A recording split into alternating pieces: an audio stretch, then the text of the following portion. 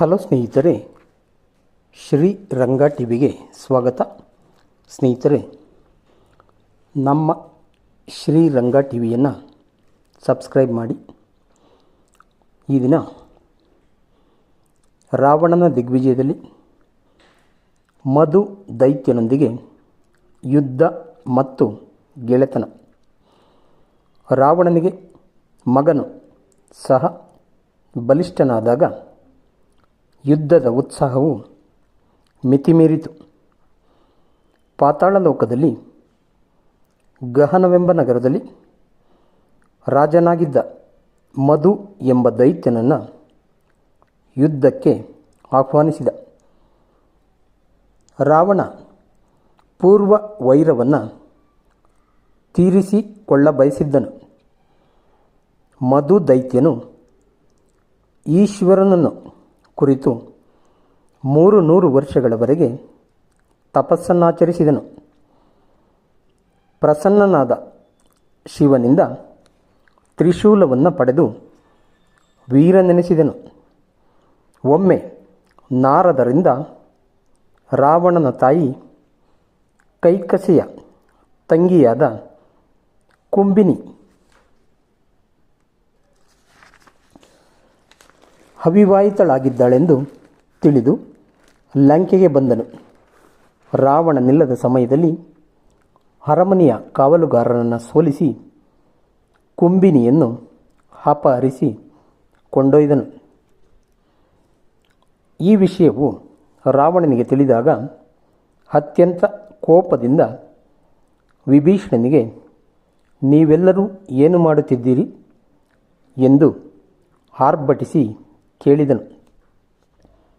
ವಿಭೀಷಣನು, ಅಣ್ಣ, ನಾನು ನೀರಲ್ಲಿದ್ದು ಅಗಮರ್ಷಣ ಮಂತ್ರ ಜಪಿಸುತ್ತಿದ್ದೆ.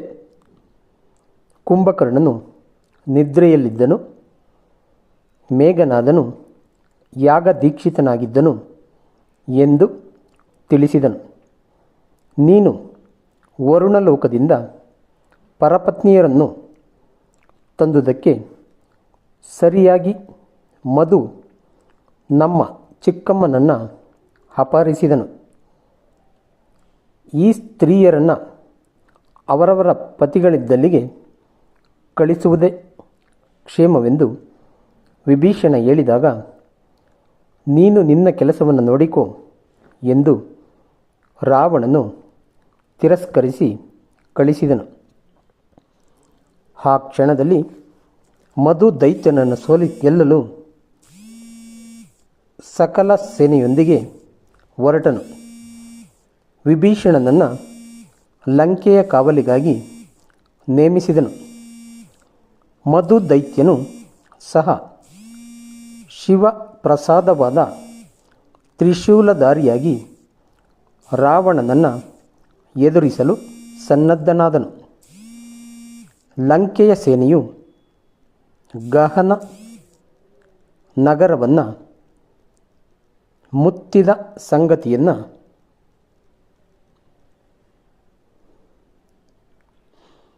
ಕೇಳಿ ತಿಳಿದ ಕುಂಬಿನಿಯು ರಾವಣನಿದ್ದಲ್ಲಿಗೆ ಬಂದು, ನನ್ನ ಮಾಂಗಲ್ಯವನ್ನು ಕಾಪಾಡು ಎಂದು ಕೇಳಿಕೊಂಡಳು.